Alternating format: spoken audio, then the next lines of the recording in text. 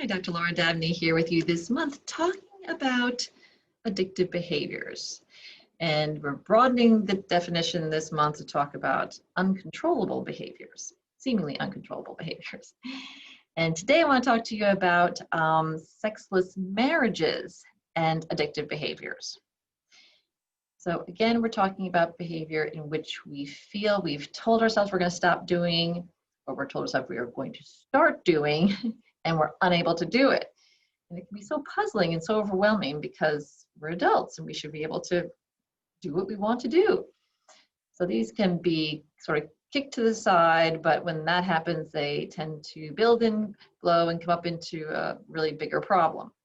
So with a sexless marriage, that's a very common reason for addictive behaviors or uncontrollable behaviors that I see in my office a lot. And in sexless marriage, what typically happens is people use this as an excuse to then justify or explain their behavior.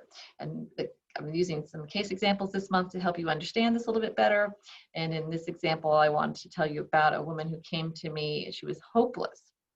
So her husband was working excessively, and so their sex life was on the back burner, barely existent, and she felt completely tossed aside. She felt hopeless because she had talked to him till she was blue in the face, according to her, over and over and over again about this problem, and he did not change. He just would say, oh yes, he'd make some promises and not deliver. So hopelessness was the only thing she could do, and to deal with that hopelessness, she had to eat. Eating was the only way she could keep afloat, to take care of their children, and she had no choice. So we had to talk a little bit about that. And it turns out, very interestingly, that this hopelessness had started as a child when her mother had the same problem with her father. So her father, when she was little, would come home late and would not call. So dinner time would come and her mother would get more and more worked up and leave them, she'd be all wrapped up in her head about some rage at the father, throw the food down, she and her brother would eat.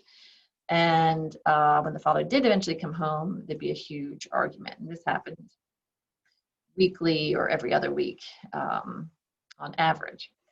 The patient, as a child, would take the food, leftover food, the food that was left on the table because everybody was arguing, into her room and eat it and hide the dishes and the remains all over the room. Well, then she'd try to get up early enough to get it to the kitchen and clean it up. So it was this great deal of effort and work that was going on with the patient at the time.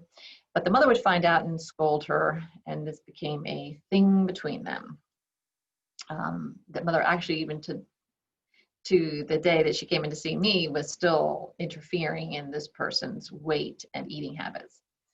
So she really felt that that was the only source of comfort, and was not, so when I asked her why she wouldn't talk to her husband about it to get comfort, we're back to, there's nothing I can say, I've said it all, there's nothing left. What she wasn't comfortable with, so the lie was that there was no other choice. What she was covering up was this tremendous fear of being able to, well, first a shame over her overeating, and then secondly, this tremendous fear about using her constructive aggression. While she had talked to her husband a lot, she never raised the stakes.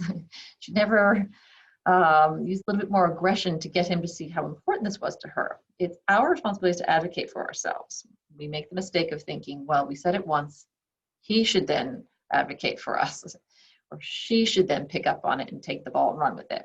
No, this was her problem, and we had to help her understand that advocating for herself did not mean she was going to destroy the relationship. Now, so she had to use a little bit stronger language, like, this is serious. When you make a promise and you do not fulfill it, you're hurting the trust between us, and it's destroying our relationship. So we got to use a little bit stronger words. He paid a little bit more attention. In this case, she actually did end up going to a divorce attorney to just understand her options. That was the final constructive aggression move that got him to wake up and start following through on some compromises with her, which they did. And that helped her a great deal. And we also helped her with the rage at her parents, which she was hiding. So that all dealt with, and the marriage getting a little bit closer, they were able to regain a sex life and their marriage, and they lived happily ever after. No, they did well when they left here. They were doing well. So again, there's no hopelessness. That's not an option. Often that's the lie we're telling ourselves, an excuse to continue the behavior. So if you're having trouble with an addictive behavior, need some help with that, please give us a call, 757-340-8800.